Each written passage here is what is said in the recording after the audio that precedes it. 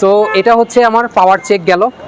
এবার হচ্ছে আমরা আসি যে রেগুলার মেনটেনেন্স আমি বললাম এটা ওয়ার্কশপে গিয়ে করতে হবে। এবার আমরা আসি যে ইমার্জেন্সি মেনটেনেন্সে আমার কী কী আসে বা ব্রেকডাউন সার্ভিসে কী কী আসে। ভাইয়া বলছে যে আমার স্টার্ট অফ হয়ে যায়।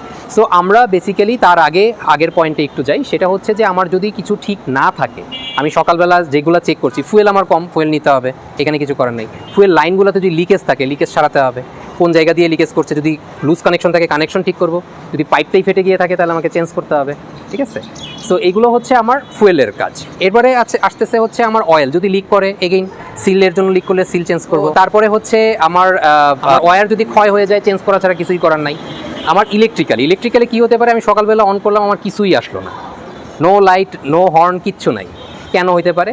একটা হচ্ছে আমার ফিউজ কেটে যেতে পারে, আরেকটা হচ্ছে কানেকশন ইস্যু হতে পারে। তো কানেকশন রাতারাতি সাধারণত হয় না, যেহেতু আমি প্রতিদিন চেক করছি, ফিউজটা রাতারাতি কেটে যেতে পারে। এর বাইরে আমার কোনো একটা বাল্ব কেটে যাওয়ার কোনো সম্ভাবনা থাকে? অনেক সময় কাটতে পারে। আসলে অফ অবস্থায় কাটে না, আপনি যখন অন করছেন ইনস্ট্যান্টই কেটে গেছে। বাট এত দ্রুত হয় ইলেকট্রিক্যাল জিনিস, তো আপনি টেরই পান নাই, ইনস্ট্যান্টই কেটে গেছে, আপনি আর খেয়াল করেন নাই। মানে লাইট জ্বলবে না, এক কথায় লাইট কিছুই জ্বলবে না, অথবা ইন্ডিভিজুয়াল কোনো লাইট কেটে গিয়ে থাকতে পারে। সো সেগুলো আমরা কীভাবে চেঞ্জ করবো সেটা আমরা দেখব। ব্যাটারি ডাউন থাকতে পারে, ব্যাটারি চার্জ করতে হবে। সেক্ষেত্রে আপনি কি স্টার্ট দিয়ে কিছুটা চার্জ পাবেন। যদি দেখেন কন্টিনিউয়াস এটা ব্যাটারি ড্রেন হয়ে গিয়ে থাকে, চার্জ কম থাকে, তাহলে আপনাকে দোকানে নিয়ে চার্জ দিতে হবে। ওকে, দেন স্পেশাল কেস আমি অ্যাজিউম করে নিব যে আমার ফিউজ কেটে গেছে, আমি অ্যাজিউম করে নিব আমার প্লাগ শর্ট হয়ে গেছে, আমি অ্যাজিউম করে নিব যে আমার এয়ার ফিল্টার চোক হয়ে গেছে, এবং আমি অ্যাজিউম করে নিব যে আমার ফুয়েলের লাইনে ফুয়েল আসতেছে না, কোথাও ময়লা আছে। এই চারটা জিনিস আমরা হ্যান্ড অনসে করব, ঠিক আছে। তো চলেন শুরু করি তাহলে।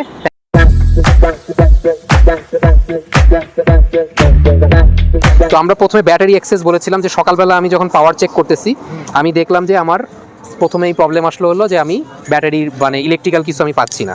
সো তখন আমি কি করব?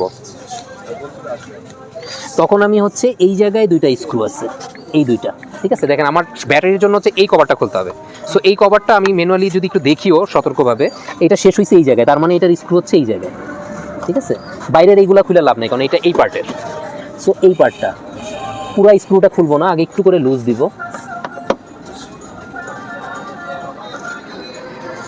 আচ্ছা, নিচে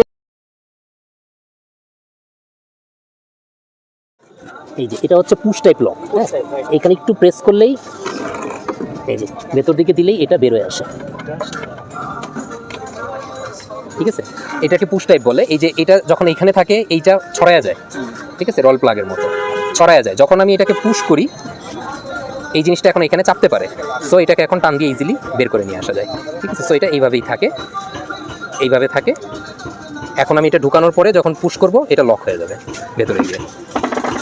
এই পাশেও এরকম একটা জিনিস আছে, এটাকে একটু নামায় রাখি। এই যে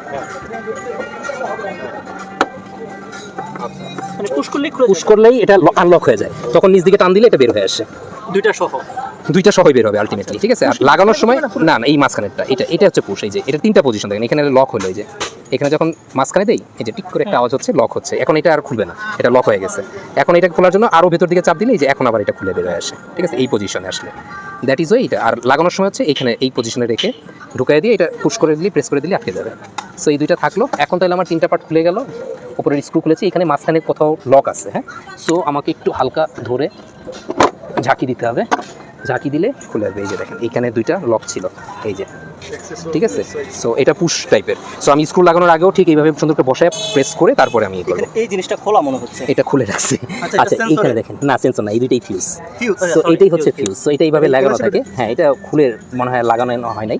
এখানে দেখেন লেখা আছে এটা main fuse 20 ampere, sub fuse 15 ampere. গতদিন আমরা ইন্টারকে একটাই ফিউজ পেয়েছিলাম, এখানে কিন্তু দুইটা ফিউজ দেওয়া। সাব ফিউজ বলতে এটা হলো ওটা রিপ্লেসমেন্ট না, রিপ্লেসমেন্ট না, রিপ্লেসমেন্ট এখানে দিয়ে দিছে। এই যে পাউজের ভিতরে একটা 15 দেওয়া আছে, একটা 20 দেওয়া আছে, ঠিক আছে। এটা কালার দেখেই যাবে।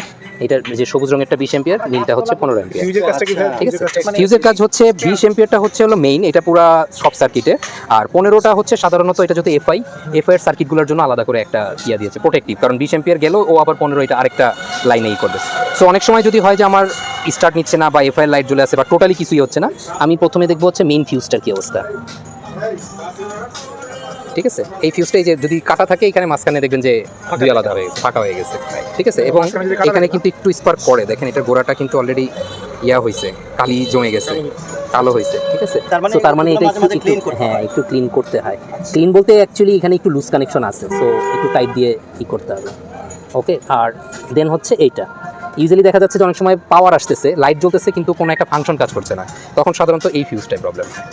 তো দুইটাই আমি চেক করে দেখতে পারি, কাজ করতেছে না। যদি এটা প্রবলেম হয় এখান থেকে রিপ্লেস করতে পারি এবং আবার একটা কিনে এনে এখানে রাখতে পারি। ফিউজগুলো খুবই কম দাম, 15-20 টাকার বেশি নেয় না। এই দেখেন ওনার অলরেডি একবার প্রবলেম হয়েছিল, এই যেটাও করে রাখছে। আমি গতদিন ঠিক এই জিনিসটাই বলেছিলাম, ওনার 15 অ্যাম্পিয়ারের একটা প্রবলেম হয়েছিল। উনি এই যে দেখেন জোড়া বাংলা বুদ্ধি করে শর্ট করে দিয়ে চালাইছে, দুইটা তার লাগাই দিছে। দুইটা তার দিয়ে চালিয়ে আসছে, আসার পরে দেন হচ্ছে উনি এটা লাগাইছে এবং আগেরটা ফেলে দেয় নাই, এটা রেখেছে। এই যে দেখেন এটা ব্লোন ফিউজ, ভেতরে দেখেন ফাঁকা। সো এইটাকে উনি বিপদের বন্ধু হিসেবে এটা করছে। সেম জিনিসটা আপনারাও করতে পারেন। মনে করেন আপনার এটা নাই, এই পাউচটা যেমন ভাইয়া বললো নাই, আপনার নাই এবং কেটে গেছে, আপনি এখন কি করবেন? ঠিক আছে, আসতে তো হবে চালায়। কোনো এক জায়গা থেকে এরকম একটা তামার খেয়ে নিয়ে আপনি এটা লাগিয়ে কোনো রকমে চলে আসতে পারেন। এগুলি কি সব বংশের পাবো? সব দোকানে পাবেন, যে কোনো মানে পার্টস অ্যাক্সেসরিজের দোকানে পাবেন। নাকি শুধু এটা দেখি? আর এইটা হচ্ছে স্পেয়ার, এইটা হচ্ছে স্পেয়ার। ঠিক আছে, স্পেয়ারটা রাখার জন্য অ্যাকচুয়ালি এটা তার মানে উনি নিজে বানায় নিছে, ঠিক আছে, এই টিউবটা। বাট অ্যাকচুয়ালি এই স্পেয়ারটা এটা কার স্কুটার। আপনি কখনো বিপদে পড়ছিলেন আসলেই? আমি তো আমার 4 বারের মতো বন্ধ হয়েছিল, তো এটা আপনার তাহলে মেকানিক করে দিয়েছিল, ঠিক আছে। এই যে এটা হচ্ছে স্পেয়ার রাখার জন্য, ঠিক আছে। এইটারে যে কোনো পোর্ট নাই, এই জন্য এটা ফাঁকা, এটা পোর্ট নাই, এটা স্পেয়ার। এটা আপনি এইভাবে প্যাকেটে না রেখে এখানেও রাখতে পারেন, ঠিক আছে। সাধারণত মেন ফিউজটাই যায়, এই জন্য 20 নম্বরটা একটা এক্সট্রা দেওয়া আছে। স্পেয়ার এটার সাথে দিয়ে এটার সাথে স্পেয়ার রাখার জায়গা আছে। আচ্ছা, এর বাইরে আমার ব্যাটারিতে কি চেক করা হতে পারে? একটা আপনাদের তো সুবিধা হচ্ছে ব্যাটারি ভোল্টেজ ডাইরেক্ট দেখায় দেয়। আপনার এই টার্মিনালে অনেক সময় সবুজ রঙের কার্বন জমে, ঠিক আছে, সেটা ক্লিন করতে হয়। সেটা গরম পানি দিয়ে ক্লিন করা যায়, বাট রাস্তায় যদি হয় না, এটাই মেইনটেনেন্স ফ্রি, এমএফ এখানে লেখা আছে, এমএফ এই যে মেইনটেনেন্স ফ্রি, ঠিক আছে, মেইনটেনেন্স ফ্রি লেখা আছে নন। আচ্ছা, এইটা অনেক সময় যেটা হয়, এখানে যদি লুজ কানেকশন থাকে তাহলে আমি স্ক্রুড্রাইভার দিয়ে এটাকে লুজ টাইট করতে পারবো। যদি মরিচা ধরে থাকে খুলে একটু ক্লিন করে আবার লাগাই দিতে পারবো, ঠিক আছে। আর ফিউজ যদি লিক থাকে তাহলে তো ফিউজ কীভাবে ঠিক করতে হয় আমরা দেখলামই। আচ্ছা, আরেকটা সম্পূরক প্রশ্ন ছিল। বলেন। আমরা যখন গাড়ি ক্লিন করি বা ওয়াশ করি, এই মেইন বডির ফ্রন্ট প্যানেলটা খুলে কি না, এটা কখনোই করা যাবে না, এটা কখনোই করা যাবে না। লাল টার্মিনালটা খুব সেনসিটিভ, তো এই জন্য এই রাবারটা দেওয়া হয়েছে, এটাকে আটকে রাখা যাবে এখানে ওয়াশ করার কোনো দরকার না। এটা এমনিতে শুধু ন্যাকড়া দিয়ে মুছবেন, ঠিক আছে। যদি বেশি ময়লা হয় ন্যাকড়া দিয়ে মুছবেন, কিন্তু ই করবেন না। আচ্ছা, এই যে দেখেন এবার আমরা টিউবটা পেয়ে গেছি, ঠিক আছে। যদি আমার ফ্লুইড কমে যায়, ফ্লুইড লেভেল, এখান থেকে আমি রিফিল করতে পারবো। এটার উপরে অলরেডি একটা এক্সট্রা কভার দেওয়া থাকে, রাবার দেওয়া থাকে, যাতে খুব বেশি দুলতে না পারে, বাতাস ডাইরেক্ট ঢুকতে না পারে। তারপরেও কিছু কিছু বাতাস ঢুকে, সো এটা খুলে এই দিক দিয়ে সিল ক্যান থেকে ঢেলে। আর এইখানে দেখেন আপনার কোন ব্র্যান্ডের বা কী দিতে হবে লেখা আছে। প্রথম নাম্বার ওয়ার্নিং হচ্ছে clean filler cap before removing, এটা মুছে নিতে বলছে প্রথম কথা।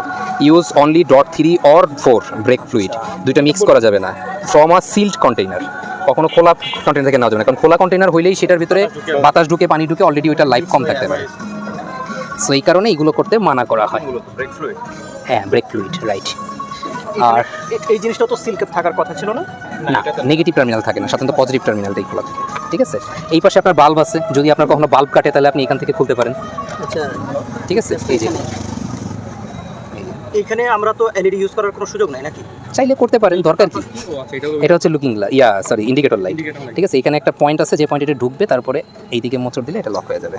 আবার এইটা খোলার জন্য ঘড়ির কাঁটার উল্টা দিকে খুলবো, এটা ঘড়ির কাঁটার দিকে খুলবো, ঘড়ির কাঁটার দিকে মোচড় দিব। আর পার্কিং লাইটটা? পার্কিং লাইট বলে অ্যাকচুয়ালি পার্কিং বাল্ব এইখানে, যেটা না, এটা আপনার এই যে সুইচ, চাবি যে অন অফ করেন এইখান থেকে। এই লাইনটা যদি খোলা থাকে আপনি চাবি অন করলেও লাভ হবে না, ঠিক আছে, এইখান থেকে। তো আমি এটা করতেছি না, যেহেতু এটা এফআই, একবার ডিসকানেক্ট হলে আবার কোনো ইরোর চলে আসতে পারে, এই জন্য আমি কোনো ওয়ারিং খুলতেছি না আর কি। হ্যাঁ, এটা হচ্ছে আপনার ডিটিসি। আপনি যখন মেশিন দিয়ে চেক করবেন আপনার এফআই এর কি অবস্থা, তখন হচ্ছে এইখান থেকে চেক করা যায়। এটা কোন পার্ট? এটাকে হলো ডিটিসি আর বিসিআই টুলস জন্য স্ক্যানার চেক করার জন্য যে পোর্টটা, এইটা, এই পোর্ট লাগিয়ে এখানে মেশিন লাগিয়ে তখন কম্পিউটারে হচ্ছে এই সিউর পুরো প্রোগ্রামিং ওবিডি পোর্ট।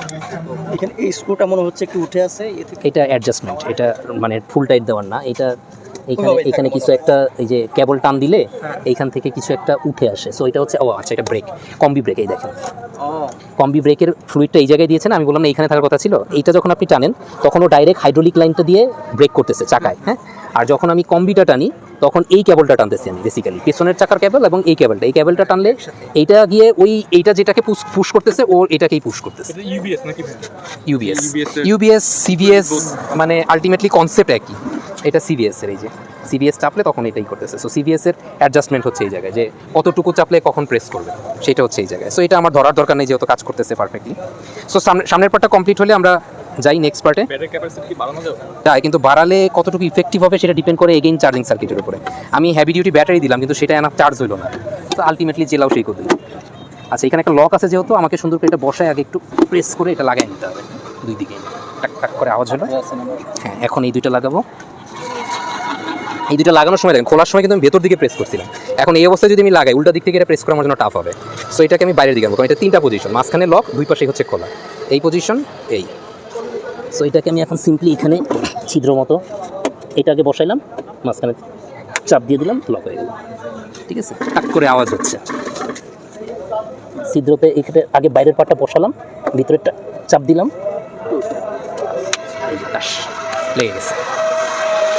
ঠিক আছে, এবার এই দুটো স্ক্রু লাগাই ফেলি। যেহেতু এটা আমার কার্বোরেটর না, আমার এটার ফুয়েল পাম্প সিস্টেম, সো এটাই আমার ফুয়েল আসলে আসতেছে কিনা ওইভাবে চেক করার সুযোগ নাই। প্রবলেম হলে এখানে মিল জ্বলে উঠবে, আমাকে ওয়ার্কশপে যেতে হবে, ওইটা আমার নিজে টেস্ট করার উপায় নাই, বা আমার জন্য রেকমেন্ডেড না। উপায় হয়তো আছে, বাট আমার জন্য রেকমেন্ডেড। আমাদের যে ব্যাটারি যেমন ভাইয়ের উপরে রিডিং দেখে, আমাদের যেটা দেখে তাহলে কি হয়, ওটা ওইখানে যেখানে আমাদের তো নিচে ব্যাটারি খুলে ভাই ওই যে ব্যাটারির মিটার লাগিয়ে চেক করে দেখতে হবে নাকি? হ্যাঁ, মিটার লাগিয়ে চেক করতে হবে। হ্যাঁ। আচ্ছা, এবার আমরা আসি হচ্ছে যে আমার সামনের যদি কার্বোরেটর স্পার্ক প্লাগ খুলতে হয়, আমরা প্রথমত ব্যাটারি দেখলাম, ইলেকট্রিক ঠিক আছে।